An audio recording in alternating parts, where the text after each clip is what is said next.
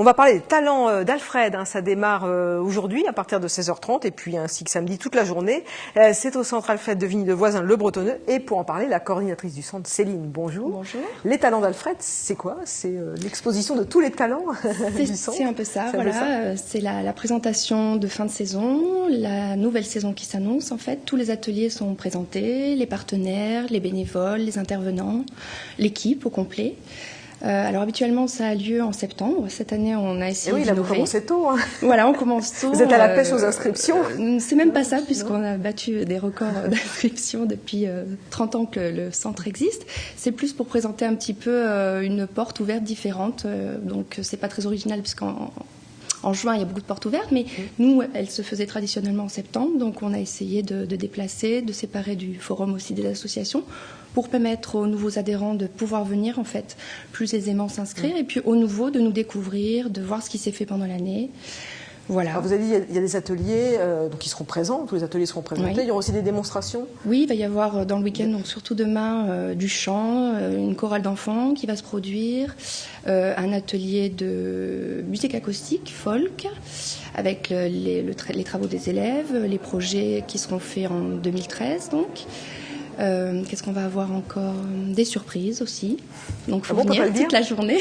Des surprises. Donc, des surprises, il y a des fois des imprévus. Donc. D'accord, il y a toujours des imprévus. Il y a toujours des imprévus. Vous l'avez dit, c'est donc des journées portes ouvertes, c'est pour s'inscrire pour l'année prochaine. Mais qu'on rassure quand même les téléspectateurs, si jamais on ne peut pas venir ce week-end, on peut encore venir en septembre s'inscrire. Oui, tout à fait. Parce que vous dites on est en train de battre des records de popularité, donc non, on pourra encore s'inscrire à la rentrée. Justement, combien d'adhérents cette année? Alors cette année, on a passé le cap des 2000 adhérents, donc on est à plus de 2100 adhérents. Donc depuis les années 80 que le centre existe, c'est un record entre guillemets. Il faut dire aussi que vous avez un nouveau centre depuis quelques temps. Voilà, depuis quelques temps, oui. Ça facilite aussi. Ouais. Plutôt des Vicinois ou c'est ouvert évidemment à tous les Saint-Quentinois? Oui, principalement les Vicinois, mais on a une bonne partie aussi de la communauté d'agglomération, voilà, de public. Quel type d'ateliers sont proposés durant toute l'année? Alors, on se doute que c'est très centré loisirs, mais pas que. Mais pas que. Donc il y a du traditionnel cours de cuisine à la musique, avec les associations partenaires. Mais on peut aussi faire de la généalogie, donc découvrir un peu les origines. Ça marche très fort. Voilà, de la peinture chinoise, du chinois. Il y a beaucoup de choses qui sont vraiment assez différentes. Il y a l'œnologie aussi. Il y a l'œnologie. Parce que ça, un petit clin d'œil à Pascal Piednoir, le directeur du centre, parce que bientôt en compétition. Quand même, c'est lui le spécialiste de l'œnologie. Il y a aussi un rôle un peu social, puisque vous avez des activités dites régulières, puis des activités dites de partenaires ou d'associations partenaires. Il y a Solidarité Nouvelle pour le Face au chômage, partenaire avec nous. Qui organise des ateliers. Alors ça, c'est un peu étonnant de trouver ça dans un centre dont on peut se dire que c'est plutôt dédié aux loisirs. Oui, on a du développement personnel aussi, de la sophrologie. Nouveau cette année, on a de la PNL, donc la programmation neurolinguistique pour changer ses comportements. Donc c'est vrai qu'il y a beaucoup d'activités qui sont assez atypiques pour un centre culturel, mais on est aussi social, donc vocation sociale. Donc on essaye d'élargir notre champ d'activité. Mais là, quand vous créez quand vous faites appel à une association partenaire, c'est vous qui faites appel à l'association, pardon? C'est souvent les associations qui viennent nous rencontrer, voilà, et parce qu'il y a une demande. Il y a une demande, oui, tout à fait. Et nous, on est en convention avec ces associations. Elles participent, elles font partie intégrante du lieu de vie. Le public peut donc venir pour une activité comme la peinture et puis voir qu'il y a d'autres activités, un programme vraiment riche et varié dans lequel elle peut adhérer et même s'impliquer, puisqu'il y a beaucoup d'ateliers aussi qui sont menés par des bénévoles au centre, qui sont impulsés par eux. Comme quoi, par exemple, la généalogie, c'est un adhérent, un bénévole qui a souhaité créer cette association et ça marche très très bien. Ah oui, alors il y a un vrai échange, une vraie vie de communauté alors au sein de ce centre. Un lien social. Il y a une bourse à l'emploi aussi sur le site internet pour mettre en relation les familles, les plus jeunes. Ça c'est plus du job d'été, c'est une petite. Ça reste aussi dans l'idée on communique entre nous. On échange, voilà. Par le biais de la newsletter aussi, on passe des informations toutes les semaines hebdomadaires. Toujours avec le ton est très sympathique. Tout à fait, vous la recevez. On la reçoit à Téléfilm et puis incite les spectateurs à s'inscrire parce que c'est vrai que le ton est assez léger. Il y a des petits messages qui sont passés, c'est toujours à peu près sympathique. On comprend qu'on n'est pas que dans la consommation. On arrive, on consomme, on s'en va. Non, pas du tout. Il y a une volonté aussi de s'impliquer. Et d'échange. Il y a justement une philosophie du Centre Alfred. C'est vraiment, on découvre, on vient, on partage et ensuite on peut s'impliquer ou pas. On peut devenir administrateur, on peut devenir bénévole, on peut juste passer passer, boire un thé, un café à la machine à café, discuter avec l'équipe. Voilà, c'est vraiment un lieu convivial.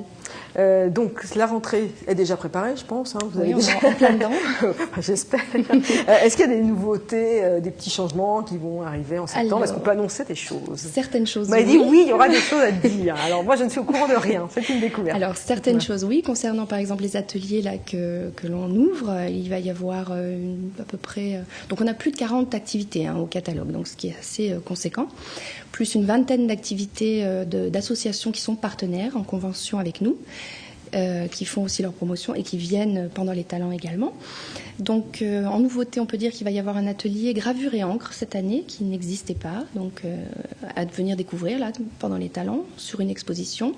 Un atelier multi-expression pour les ados, ça n'existait pas non plus. C'est quoi multi-expression pour un ado? Comme son nom l'indique. Des fois, un ado, c'est pas facile de le faire. Tout à fait, comme son nom l'indique. Mais naturellement, alors multi-expression. Alors je vais essayer de traduire entre guillemets. Donc on peut venir à cet atelier librement entre guillemets, on adhère quand même, on s'inscrit, mais on peut partager ce que l'on souhaite au niveau artistique. On peut écouter de la musique, être inspiré et partir de cette inspiration pour créer quelque chose ou pas.